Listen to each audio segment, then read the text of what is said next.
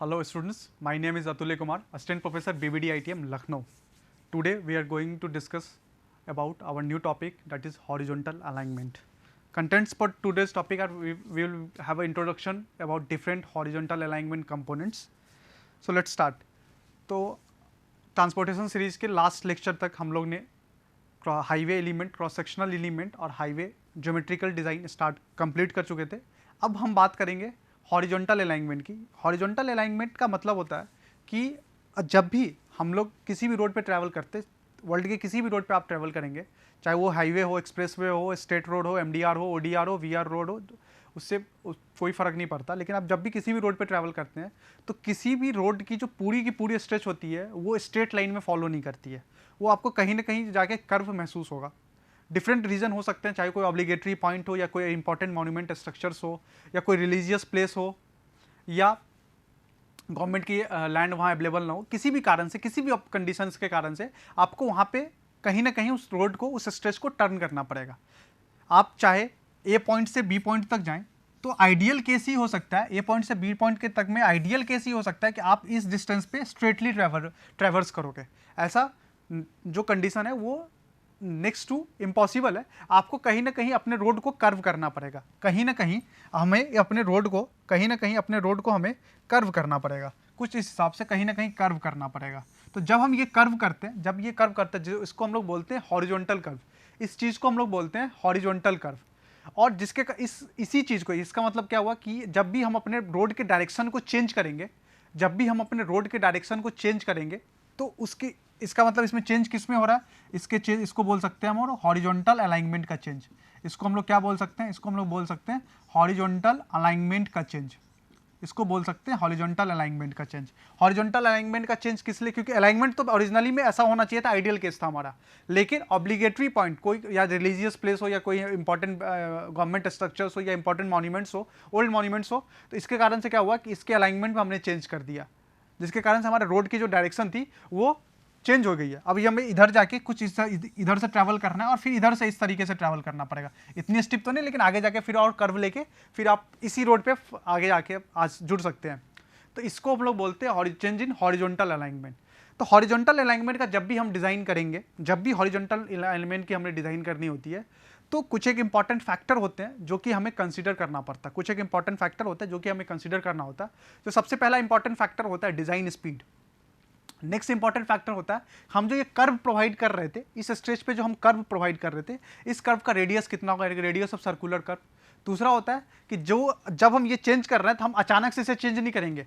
आगे हम अब ये स्टडी करेंगे, अचानक से हम चेंज नहीं, एक ट्रांजिशन का स्टेज आएगा. ट्रांजिशन का स्टेज मतलब क्या, वो ऐसा स्टेज जहाँ पे स्ट्रेट पाथ जो है वो सर्कुलर में चेंज होगा, फिर सर्कुलर पाथ स्ट्रेट में चेंज हो जाएगा. तो एक ट्रांजिशन की फेज आएगी. तो ट्रांजिशन कर्व कौन सा है, उसकी लेंथ कितनी है, उसकी स्टडी करते हैं. उसका सुपर एलिवेशन. सुपर एलिवेशन होता है कि हम अपने आउटर बैंक, रोड के आउटर एज को with respect to inner edge uplift करते हैं to counteract the centrifugal force जो कि हमारे व्हीकल पे लग रहा होगा जब वो किसी भी हॉरिजॉन्टल कर्व को ट्रैवर्स कर रहा होगा. तो उसको हम लोग सुपर एलिवेशन बोलते हैं. दूसरी बात होती है वाइडनिंग ऑफ पेवमेंट. पेवमेंट की चौड़ाई कितनी होगी, एक्स्ट्रा वाइडनिंग देना, एक्स्ट्रा चौड़ाई देना जरूरी है कि नहीं है. ये सारा फैक्टर, ये सारा इंपॉर्टेंट फैक्टर होता है जो कि हमें कंसीडर करना पड़ता है जब भी हम एक हॉरिजॉन्टल अलाइनमेंट डिजाइन कर रहे होते हैं. तब horizontal alignment जो है, it is one of the important features influencing the efficiency of and the safety of a state highway, which results in lower speeds and resultant in a reduction of highway performance in the terms of safety and comfort. मतलब कि जब भी आप horizontal alignment design कर रहे हैं तो horizontal alignment को डिज़ाइन करने के टाइम में आपको एक बात का इतना अच्छा से ध्यान रखना पड़ेगा जब भी आप डिज़ाइन कर रहे हैं कि सेफ्टी सबसे पहला इंपॉर्टेंट. जब भी कोई भी रोड डिज़ाइन करना है तो उस रोड पे ट्रैवल करने वालों की सेफ्टी, और दूसरा उस रोड पे ट्रैवल करने वाले व्हीकल की एफिशिएंसी, यानी कि उसकी माइलेज, उसके मेंटेनेंस कॉस्ट, ऑपरेटिंग कॉस्ट वगैरह एक डिज़ायरेबल लिमिट में रहे, जितना हम ज़्यादा एक्सेस ना हो जाए. अगर हम अपने रोड की डिज़ाइन जो है अगर हम खराब कर देते हैं, अगर हमारे हॉरिजॉन्टल अलाइनमेंट की डिज़ाइन हम सही से नहीं करते हैं, पुअर डिज़ाइन जिसको बोल सकते हैं हम कर सकते हैं, उसमें उसका क्या होगा, उस रोड पे जब भी कोई भी व्हीकल ट्रैवल करेगा उसकी परफॉर्मेंस कम हो जाएगी. परफॉर्मेंस इन द सेंस उसकी ट्रैक्टिंग पावर कम हो सकती है, उसकी स्पीड कम हो सकती है, उसकी माइलेज कम हो सकती है. तो ये सारा फैक्टर हमें कंसिडर करना पड़ेगा. इसीलिए जब भी आप हॉरिजॉन्टल अलाइनमेंट डिज़ाइन करें तो ये जो 5 फैक्टर जो हमें कंसीडर करना है, जिसमें डिजाइन स्पीड है, रेडियस ऑफ हॉरिजॉन्टल कर्व है, types and length of transition curve है, सुपर एलिवेशन है, वाइडनिंग ऑफ पेमेंट है, इन पांचों फैक्टर का जो भी सही डिजाइन हो, जो सही लिमिट हो, उसको प्रोवाइड करना बहुत जरूरी होता है। तो सबसे पहला फैक्टर डिस्कस करते हैं, डिजाइन स्पीड। डिजाइन स्पीड जैसा अभी तक कहीं पे भी पढ़ता है, चाहे हम लोग ओवरटेकिंग साइड डिस्टेंस की बात करें या स्टॉपिंग साइड डिस्टेंस की बात करें, इंटरमीडिएट साइड डिस्टेंस की बात करें, कैम्बर की बात करें, हर जगह डिजाइन स्पीड जो था वो एक गवर्निंग फैक्टर था इन सारे एलिमेंट को डिजाइन करने के लिए। अभी भी जब हम हॉरिजॉन्टल अलाइनमेंट का डिजाइन करेंगे तो जो डिजाइन स्पीड है वो एक गवर्निंग फैक्टर होगा हॉरिजॉन्टल अलाइनमेंट के प्रॉपर्टी को डिजाइन को कंसीडर करने के लिए। डिजाइन स्पीड जो होता है वो डिपेंड करता है कि आपकी रोड की टाइप कौन सा रोड आ रहा है और उस रोड पे चलने वाली ट्रैफिक कितनी है। सपोज करिए कि अगर हम डिजाइन स्पीड बात करें नेशनल हाईवे की और अपने डिस्ट्रिक्ट रोड की, तो नेशनल हाईवे की स्पीड लिमिट होती है 100-110 kmph और इस डिस्ट्रिक्ट की लिमिट होती है 30 to 40 kmph, डिपेंडिंग अपॉन कि कौन से लोकेलिटी में हमारा डिस्ट्रिक्ट रोड आ रहा है। लेकिन नेशनल हाईवे कहीं पे रहेगी तो 80 to 110 kmph की स्पीड की लिमिट पे ही वो वेरी करता है। दूसरा चीज जो डिजाइन स्पीड डिपेंड करती है वो टेरेन कंडीशन पे। Terrain condition in the sense कि हमारा जो रोड है वो प्लेन रीजन में है या हिली रीजन में है। हिली रीजन में है तो वहाँ के हिल की स्लोप कैसी है, ज़्यादा स्टिप स्लोप है या नॉर्मल स्लोप है। ये सारा फैक्टर हमें डिज़ाइन स्पीड में जब भी डिज़ाइन स्पीड डिसाइड करने में बहुत ही हेल्पफुल होता है और अल्टीमेटली हमें हॉरिजॉन्टल अलाइनमेंट डिसाइड करने में हेल्पफुल होता है। तो आईआरसी ने कुछ एक डिज़ाइन स्पीड का डेटा दे रखा है, वैल्यू दे रखा है जो कि हमें डिस्कस करना होता है। तो सबसे पहले बात करते हैं on the basis of cross slope. Cross slope मतलब कि vertical slope with respect to horizontal. Cross slope का मतलब होता है कि हॉरिजॉन्टल लेंथ के रिस्पेक्ट में वर्टिकल स्लोप कितना आ रहा है उस रोड का। तो on the basis of cross slope and type of road जो स्पीड लिमिट दिया हुआ है, स्पीड लिमिट, ये सारा स्पीड लिमिट जो है वो kmph में देखने को मिलेगा। ये सारा स्पीड लिमिट जो है वो kmph में है। तो नेशनल हाईवे या स्टेट हाईवे में आपकी जो स्पीड लिमिट होनी चाहिए वो 100 to 80 किलोमीटर पर आवर होनी चाहिए। कब? जब हमारा टेरेन कंडीशन कौन सा है, वो प्लेन टेरेन कंडीशन, मतलब रोड जो है वो पूरी की पूरी स्ट्रेट है। अगर रोलिंग है, रोलिंग इन द सेंस कि अगर डाउनहिल ग्रेडियंट है तो उस केस में जो हमारा speed limit for national highway and state highway वो 80 to 65 है। हिली रीजन क्रॉस स्लोप में 50 to 40 kmph है और स्टिप स्लोप है जहाँ पे वहाँ 40 to 30 kmph है। सिमिलरली अगर मेजर डिस्ट्रिक्ट रोड की बात करें तो वहाँ पे हमारी स्पीड लिमिट चेंज हो जाती है और स्पीड लिमिट चेंज हो जाती है 80 to 65 हो जाता है for plain condition. Rolling condition में वही स्पीड लिमिट 65 to 50 हो जाती है, 40 to 30 हो जाती है हिली रीजन में और 30 to 20 हो जाती है स्टिप रीजन में। अगर हम ODR की बात करें और यानी कि ऑर्डिनरी डिस्ट्रिक्ट रोड की, तो सेम वैल्यू वेरी करते हैं 65 to 50 for plain condition, rolling condition 50 to 40, hilly region के लिए 30 to 25 एंड स्टीप कंडीशन के लिए 25 to 20। अगर हम बात करें अपने विलेज रोड की तो प्लेन कंडीशन में विलेज रोड की जो स्पीड लिमिट है वो 50 to 40 है। रोलिंग कंडीशन में बात करें तो 40 to 35 है, हिली रीजन में 25 to 20 है और स्टीप रीजन में भी 25 to 20 है। दूसरा, आप जो क्रॉस स्लोप जो हमने डिसाइड किया कि प्लेन क्रॉस स्लोप है या रोलिंग क्रॉस स्लोप है या हिली क्रॉस स्लोप है, वो किस पे डिपेंड कर रहा है? वो डिपेंड कर रहा है क्रॉस स्लोप के परसेंटेज पे। आईआरसी ने इसका भी कंसिडरेशन दे रखा है कि अगर आपको डिसाइड करने में दिक्कत हो रही है, कि आपका टेरेन कंडीशन कौन सा है, प्लेन है, रोलिंग है, हिली है या स्टिप है, तो उन्होंने क्रॉस स्लोप की परसेंटेज दे रखा है। फॉर प्लेन कंडीशन आपका क्रॉस स्लोप का जो रेंज है वो 0 to 10% होना चाहिए। 0 to 10% इन द सेंस कि अगर आप ये क्रॉस सेक्शन व्यू ले रहे हैं और अगर क्रॉस स्लोप की बात करें तो ये हुआ क्रॉस स्लोप, 0 से 10% से ज़्यादा नहीं होना चाहिए, 0 to 10% से ज़्यादा नहीं होना चाहिए for plain terrain condition. Rolling terrain condition के लिए क्रॉस स्लोप की वैल्यू 10 to 25% से ज़्यादा नहीं होनी चाहिए। माउंटेनियस यानी कि हिली क्रॉस स्लोप के लिए, हिली टेरेन कंडीशन के लिए क्रॉस स्लोप की वैल्यू 25 से 60 से ज़्यादा नहीं होनी चाहिए। और स्टीप कंडीशन का मतलब है कि वहाँ पे क्रॉस स्लोप यानी कि ये स्लोप की जो वैल्यू होगी वो मोर देन 60% से ज़्यादा आ रही है, तभी जाके ये स्टिप कंडीशन हो रहा है। तो आपको आपकी जो डिज़ाइन स्पीड है वो डिपेंड कर रही है सबसे पहले कि आपका रोड कौन सा है, रोड का टाइप कौन सा है। दूसरा डिपेंड कर रहा है कि आपके का टेरेन कंडीशन कौन सा है। टेरेन कंडीशन किस पे डिपेंड कर रहा है? तो वो डिपेंड कर रहा है कि क्रॉस स्लोप पे आपके डिफरेंट क्रॉस, यानी कि अगर आपकी क्रॉस स्लोप 25 to 60 के बीच में वेरी कर रही है तो आपका जो टेरेन कंडीशन होगा वो हिली टेरेन कंडीशन में आ रहा है। अगर 10 to 25 है तो आपका टेरेन कंडीशन रोलिंग में आ रहा है। 0 से 10 के बीच में अगर क्रॉस स्लोप है तो आपका जो टेरेन कंडीशन है वो प्लेन टेरेन कंडीशन है। उसके बाद नेक्स्ट जो कंडीशन था वो था रेडियस ऑफ हॉरिजॉन्टल कर्व्स। तो रेडियस ऑफ हॉरिजॉन्टल कर्व से स्टार्ट करने से पहले हमें बात करना है कि हॉरिजॉन्टल कर्व होता क्या है। तो horizontal curve is a curve in plane to provide change in direction to the centre line of road. अब इसको हम डायग्राम से डायग्राम से समझते हैं क्या होता है। सपोज करिए ये हमारा स्ट्रेट रोड था और यहाँ पे कुछ एक ऐसा स्ट्रक्चर बना हुआ है, हिस्टोरिकल स्ट्रक्चर है, जिसके कारण से रोड स्ट्रेट मूव नहीं हो सकता, तो इस केस में क्या किया जाएगा, तो इस केस में आपके पास कंडीशन आता है, कि आप क्या करेंगे, आप यहाँ पे क्या करेंगे, सॉरी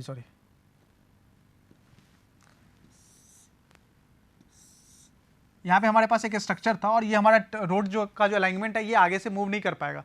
तो इस केस में हम क्या करेंगे, कि हम यहाँ से कर्व बनाना चालू कर देंगे। ये जो कर्व आ रहा है, ये जो आप कर्व देख रहे हैं, इसी कर्व को हम लोग बोलते हैं हॉरिजॉन्टल कर्व। यानी कि अभी तक आपका अलाइनमेंट कैसा था, इस तरीके से था, लेकिन ये इंपॉर्टेंट हिस्टोरिकल स्ट्रक्चर होने के कारण आप इसको तोड़ नहीं सकते। गवर्नमेंट ने आप बोला कि नहीं, आप इसको तोड़ नहीं सकते। तो उस कंडीशन में क्या किया गया कि हमने अपने रोड के अलाइनमेंट को कर्व कर दिया, मोड़ दिया, जिसके कारण से अब हमारे व्हीकल को ट्रैवल करने में, इसी को हम लोग बोलते हैं हॉरिजॉन्टल कर्व। मतलब ऐसा कर्व जो कि हॉरिजॉन्टल प्लेन में आ रहा है। तो अब इसमें क्या प्रॉब्लम आता है, इसमें प्रॉब्लम देखा गया कि जब भी आपकी अब कोई भी व्हीकल अगर हॉरिजॉन्टल कर्व से पास कर रही होती है, तो जो व्हीकल की सीजी है वहां से एक सेंट्रीफ्यूगल फोर्स लग रहा होगा जो कि आउटवर्ड डायरेक्शन में लग रहा होगा,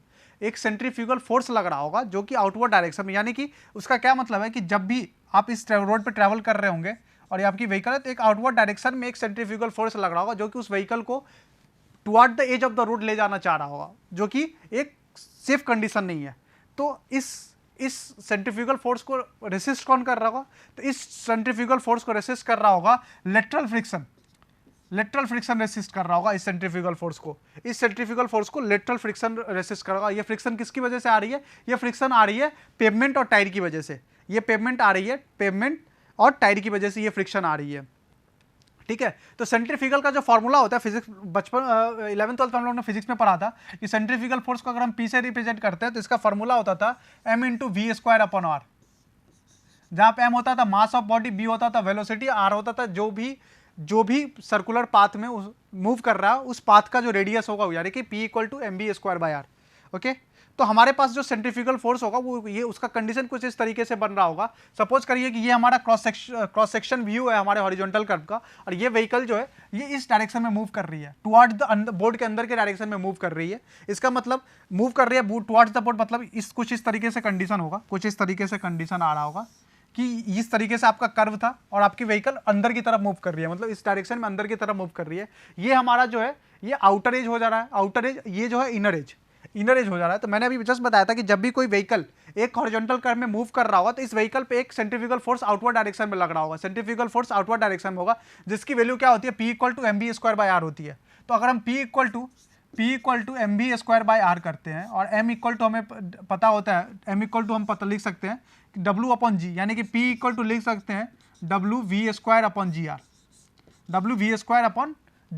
और यहाँ से अगर हम इस P को इधर करें तो हमारे पास ये इक्वेशन बन के आ रहा है कि P/W = v²/gr। P/W लिख सकते हैं हम लोग P/W = v²/gr, जहाँ पे P/W जो आप देख रहे हैं, P/W का जो रेशियो है, इसको बोला जाता है इम्पैक्ट फैक्टर। इसको बोला जाता है इम्पैक्ट फैक्टर।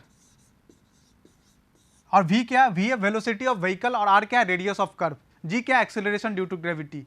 तो जब भी ये सेंट्रीफ्यूगल फोर्स लग रहा होगा तो इससे व्हीकल के ऊपर में दो इफेक्ट आएगा। पहला क्या इफेक्ट आएगा, व्हीकल जो है वो ओवरटर्न हो सकती है, किसके रिस्पेक्ट में, आउटर टर्न के रिस्पेक्ट में। मतलब अपनी जो गाड़ी इस तरीके से मूव कर रही थी वो ओवरटर्न होकर कुछ इस तरीके से हो सकती है, ओवरटर्न विद रिस्पेक्ट टू किसके, आउटर जो व्हील बेस है उसके रिस्पेक्ट में। दूसरा क्या होता है कि tendency of vehicle to skid laterally outward, या हमारी व्हीकल जो थी वो इस डायरेक्शन में मूव करते करते लेटरली आउटवर्ड स्किड करना शुरू हो जाएगी। स्किड मतलब क्या होता है कि हॉरिजॉन्टल ट्रैवल डिस्टेंस ज्यादा होगा, रोटेशन की वैल्यू कम हो जाएगी, रोटेशन कम होगा, ट्रैवल डिस्टेंस ज्यादा हो जाएगा, हॉरिजॉन्टल डिस्टेंस। तो स्किड कुछ इस तरीके से स्किड होना शुरू हो जाएगा, कहाँ, आउटवर्ड डायरेक्शन में। तो सबसे पहला कंसीडर करते हैं ओवरटर्निंग इफेक्ट। ओवरटर्निंग इफेक्ट में किस लिए, क्यों ओवरटर्निंग इफेक्ट हो रहा होगा। तो ओवरटर्निंग इफेक्ट का अगर हम कंसिडरेशन करें, अगर हम ओवरटर्निंग इफेक्ट को कंसीडर करें, ओवरटर्निंग इफेक्ट को कंसीडर करें, तो आप देख सकते हैं कि अगर हम आउटर बेस के रिस्पेक्ट, आउटर बेस पे अगर हम फोकस करें, आउटर बेस के रिस्पेक्ट में अगर फोकस करें, तो यहाँ पे एक ओवरटर्निंग मोमेंट आ रहा होगा, जो कि ये सेंट्रीफ्यूगल फोर्स की वजह से आ रहा होगा। ये ओवरटर्निंग मोमेंट, मैंने क्या बोला था कि आउटर, हम लोगों ने अभी क्या बात किया था कि ये आउटर बेस के रिस्पेक्ट में रोटेट करना चाहेगा, ओवरटर्न करना चाहेगा, जिसके कारण से यहाँ एक मोमेंट डेवलप हो रहा होगा। ये मोमेंट की वैल्यू कितनी होगी, तो ये मोमेंट की वैल्यू हो जाएगी P इंटू एच के बराबर में, P इंटू एच के बराबर में इस मोमेंट की वैल्यू हो जाएगी। लेकिन इस मोमेंट को रेसिस्ट कौन करेगा, इस मोमेंट को रेसिस्ट कौन करेगा, तो ये जो वेट W यानी कि क्या है, वेट ऑफ व्हीकल है, ये जो व्हीकल का वेट है वो रेसिस्ट करेगा, वो एक मोमेंट डेवलप करेगा जो कि इस डायरेक्शन में मूवमेंट होगी। और इस मोमेंट की वैल्यू कितनी होगी, तो इस मोमेंट की वैल्यू होगी W इंटू B/2 के बराबर में। P जो होगा वो एक क्लॉकवाइज मोमेंट लगा रहा होगा, W जो है वो एंटी क्लॉकवाइज मोमेंट लगा रहा होगा, एक काउंटर क्लॉकवाइज बोल सकते हैं। तो उस मोमेंट के रिस्पेक्ट में, तो अगर हम यहाँ से देखें, अगर आप इस चीज़ को देखोगे, अगर हम इसको अगर क्रिटिकल कंडीशन करें तो P into H equal to W into B/2, okay. और अगर हम यहाँ से करें तो P/W इक्वल टू B/2H हम लोग आराम से लिख सकते हैं। और P/W मतलब मैंने क्या बताया था, इम्पैक्ट फैक्टर। इसका मतलब कि अगर P/W की वैल्यू, अगर P/W की वैल्यू ये B/2H की वैल्यू से कम आता है, तो हमारा व्हीकल क्या हो जाएगा, वो ओवरटर्न हो सकता है। इसका मतलब कि equilibrium condition for vehicle will overturn when P/W is greater than equal to B/2H। जब P/W की वैल्यू अगर B/2H की वैल्यू से ज़्यादा आ रही है, इस वैल्यू से अगर ज़्यादा आ रही है, तो हमारा कंडीशन क्या बनेगा, हमारा कंडीशन बनेगा कि हमारी व्हीकल ओवरटर्न हो सकती है।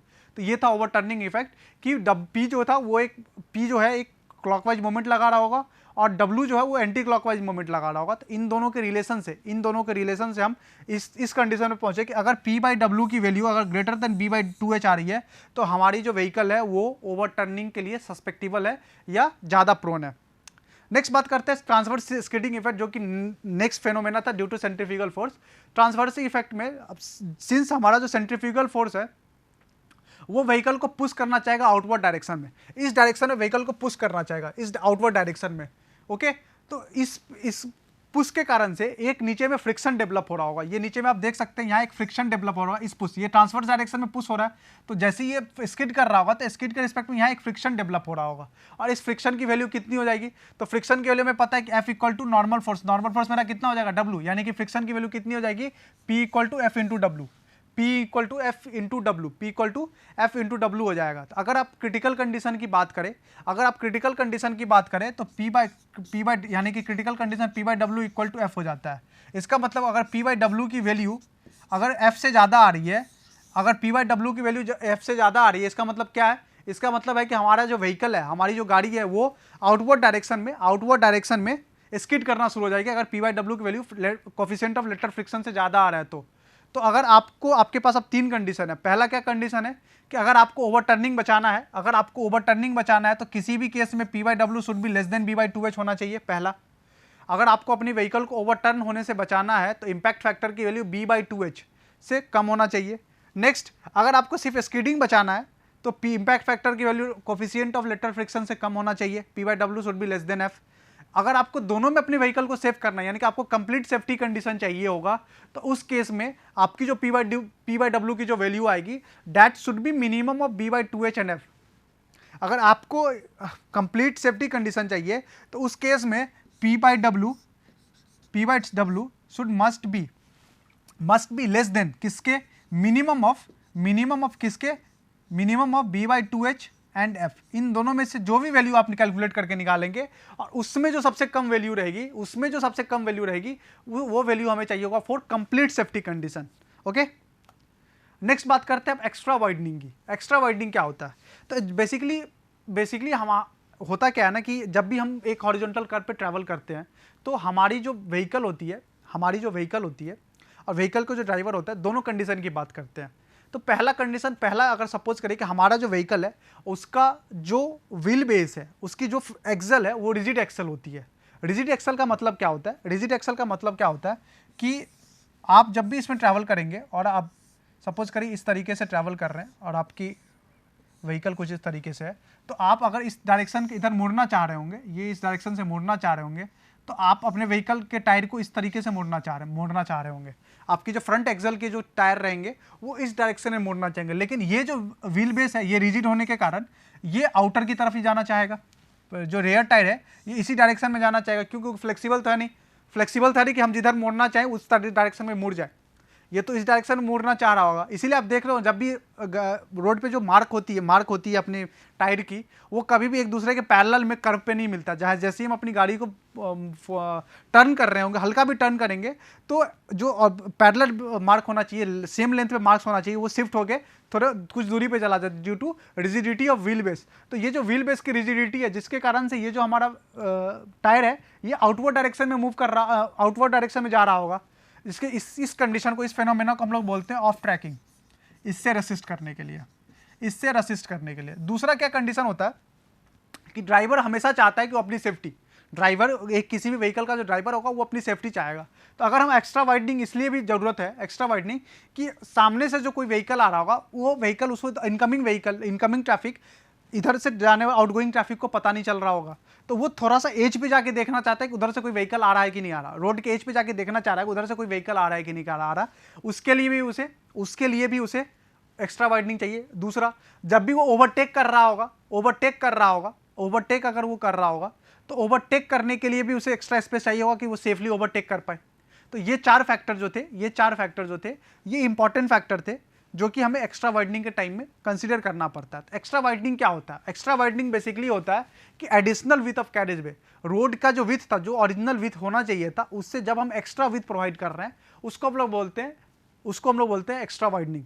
अब एक्स्ट्रा वाइडनिंग कितने टाइप के होते हैं? तो एक्स्ट्रा वाइडनिंग दो टाइप के होते हैं, एक होता है मैकेनिकल वाइडनिंग और दूसरा होता है साइकोलॉजिकल वाइडनिंग। एक होता है मैकेनिकल वाइडनिंग बेसिकली हम लोग प्रोवाइड करते हैं for of tracking. Mechanical widening जो है हम लोग प्रोवाइड करते हैं फॉर ऑफ ट्रैकिंग। और psychological reason for the sense of की विजिबिलिटी एट द कर्व और to avoid psychological tendency while overtaking operation. इन दोनों फैक्टर के लिए हम साइकोलॉजिकल वाइडनिंग प्रोवाइड करते हैं। तो मैकेनिकल वाइडनिंग जो होता है वो जनरली ऑफ ट्रैकिंग के लिए प्रोवाइड करता है। ऑफ ट्रैकिंग अभी हम लोग ने जस्ट समझा कि जब हमारा जो रेयर व्हील बेस है वो फ्रंट व्हील बेस को फॉलो ना कर रहा हो एट दी हॉरिजॉन्टल कर्व, तो उस फेनोमेना को हम लोग बोलते हैं ऑफ ट्रैकिंग। ऑफ ट्रैकिंग के लिए हमें मैकेनिकल वाइडनिंग रोड पे प्रोवाइड करना पड़ेगा। तो सपोज करिए कि रोड का जो कर्व है, रोड जो हॉरिजॉन्टल कर्व है उसका सेंटर जो है ये ओ है, वो जो है अपना सेंटर है। R2 जो रेडियस है वो radius of wheel base eight outer as of the curve के आउटर एज तक का जो रेडियस है आउटर व्हील का, वो कर्व उसका रेडियस है R2। R1 जो है, R1 is the radius of path traverse by outer rear wheel. ये जो पाथ जो आउटर रेयर व्हील ट्रेवल कर रहा जा रहा होगा उस पाथ को हम लोग बोलते हैं R1। Okay, total length of wheel base कितना है? टोटल लेंथ ऑफ जो व्हील बेस है वो ये L डिस्टेंस है, total length of wheel base है अगर वो L डिस्टेंस है।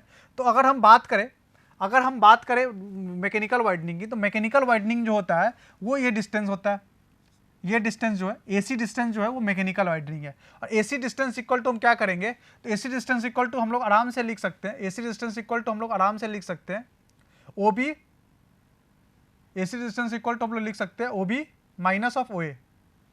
Okay, OB minus of OA, यानी कि ये जो जितना R1 डिस्टेंस यहाँ तक था, R1 ये था, R2 ये था, तो ये डिस्टेंस जो बचा था, यानी कि ये distance minus OB minus OA कर देंगे तो हमारा यहाँ से AC आ जाएगा, ये डिस्टेंस AC आ जाएगा। यानी कि R2 माइनस R1 अगर हम कर देते हैं तो हमारे पास ये WM की वैल्यू आ जाएगी। अब R2, तो अगर हम ट्रायंगल OAB चेक करें, OAB चेक करें तो OB square minus AB square करते हैं,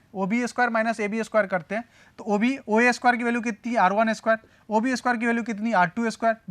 AB स्क्वायर की वैल्यू कितनी है? AB यानी कि इसकी डिस्टेंस, तो ये डिस्टेंस हो जाएगा L स्क्वायर। ये पाइथागोरस थ्योरम से आया हुआ है, बट हमें पता है कि R1 R2 जो है, R2 माइनस R1 जो था वो WM है। इसका मतलब अगर हम इसको लिखना चाहें तो R1 इक्वल टू हम लिख सकते हैं R2 माइनस WM।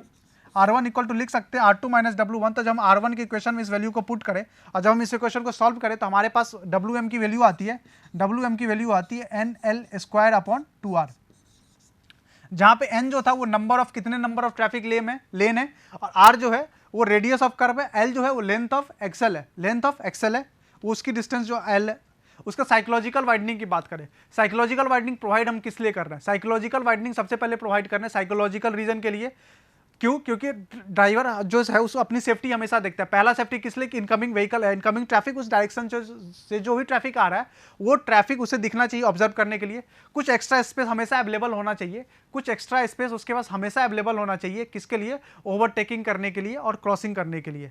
तो आईआरसी ने एक इंपेरिकल फार्मूला प्रपोज किया है, आईआरसी ने एक इंपेरिकल फार्मूला प्रपोज किया है फॉर साइकोलॉजिकल वाइडनिंग, जिसको हम WPS बोलते हैं, और उसकी वैल्यू क्या है? V/9.5 root R, V upon 9.5 times of root R, V upon 9.5 times of root R, जिसमें V जो है वो design speed kilometre per hour में है, R जो है वो रेडियस ऑफ कर्व है, रेडियस ऑफ कर्व है मीटर में। तो अगर आपसे कोई पूछे मैकेनिकल टोटल, आपसे कोई पूछे एक्स्ट्रा वाइडनिंग WE पूछे, तो आप आराम से लिखेंगे WM प्लस WPS। WM मतलब क्या? WM plus WPS। WM क्या है बेटा? WM जो है वो मैकेनिकल वाइडनिंग है, और WPS जो है ये साइकोलॉजिकल वाइडनिंग है। तो WM का मतलब क्या हुआ? WM का फॉर्मूला क्या था? NL स्क्वायर अपॉन 2R, और WPS का फॉर्मूला क्या था? तो WPS का फॉर्मूला था V upon 9.5 times of root R, यहाँ पे V जो है वो kmph में है। Okay, thank you.